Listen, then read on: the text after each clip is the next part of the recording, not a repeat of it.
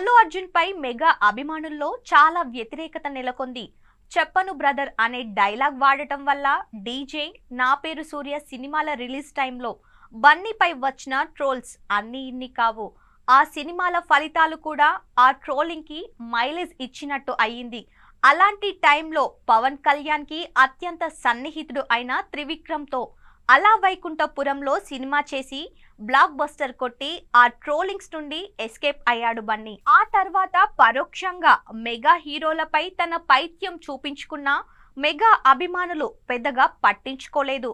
కానీ ఇప్పుడు మెగా అభిమానులను, ముఖ్యంగా పవన్ కళ్యాణ్ అభిమానులను గట్టిగా గెలికేశాడు బన్నీ. ఎలక్షన్ కి కొద్ది రోజుల ముందు అల్లు అర్జున్ చాలా స్ట్రాటజీలు ప్లే చేశాడు. పవన్ కళ్యాణ్ జనసేన పార్టీకి బెస్ట్ విషెస్ చెప్తూ మీ ఆశయాలు, లక్ష్యాలు నెరవేరాలని అంటూ జస్ట్ ఓ ట్వీట్ వేసి సరిపెట్టిన బన్నీ ఆ తర్వాత ఎవరు ఊహించని విధంగా నంద్యాల వెళ్లి వైసీపీ తరపున బరిలో దిగిన శిల్పా రవిచంద్ర తరపున ప్రచారం చేశాడు.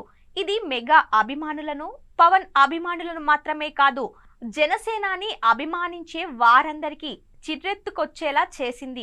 అయితే ఇప్పుడు ఏం జరిగింది? శిల్పా రవిచంద్ర ఓడిపోయారు, మరోపక్క పవన్ కళ్యాణ్ గెలిచారు. శిల్పా ఏ పార్టీలో ఉన్నా నాకు సంబంధం లేదు, నాకు స్నేహితుడు కాబట్టి సపోర్ట్ చేశాను అంటూ బన్నీ సర్ది చెప్పినా మరి కుటుంబ సభ్యులు అయినటువంటి పవన్ కళ్యాణ్ వద్దకు వెళ్ళి ఎందుకు బెస్ట్ విషెస్ చెప్పలేదు, ప్రచారంలో పాల్గొనలేదు అంటూ ప్రశ్నించేవారు చాలా మంది ఉన్నారు. బహుశా మళ్ళీ వైసీపీ ప్రభుత్వమే అధికారంలోకి వస్తుంది అని బన్నీ అనుకున్నాడేమో. పుష్ప సినిమాకి తక్కువ టికెట్ రేట్లు ఉండడం వల్ల ఆ సినిమా ఆంధ్రాలో సరిగ్గా కలెక్ట్ చేయలేదు. అందుకే పుష్ప 2 టికెట్ రేట్లు హైక్ విషయంలో అలాంటి ఇబ్బంది పడకూడదు అని భావించి శిల్పా రవిచంద్ర తరపున బన్నీ ప్రచారం చేసి ఆ తరువాత వైసీపీ ప్రభుత్వాన్ని ఫేవర్ అడుగుదామని బన్నీ భావించి ఉంటాడు అనే అభిప్రాయాలు ఇప్పుడు ఎక్కువగా వినిపిస్తున్నాయి.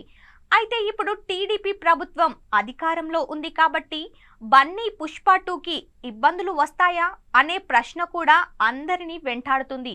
ఒకవేళ టీడీపీ పుష్ప 2 టికెట్ హైప్స్ కి అనుమతి ఇవ్వకపోతే బన్నీ ఏ మొహం పెట్టుకొని పవన్ వద్దకు వెళ్లి సాయం కోరుతారు అనేది $1 మిలియన్ ప్రశ్న. ఇదంతా పక్కన పెడితే పవన్, చంద్రబాబు సినీ పరిశ్రమని ఇబ్బంది పెట్టే పనులు చెయ్యరు అనుకుందాం.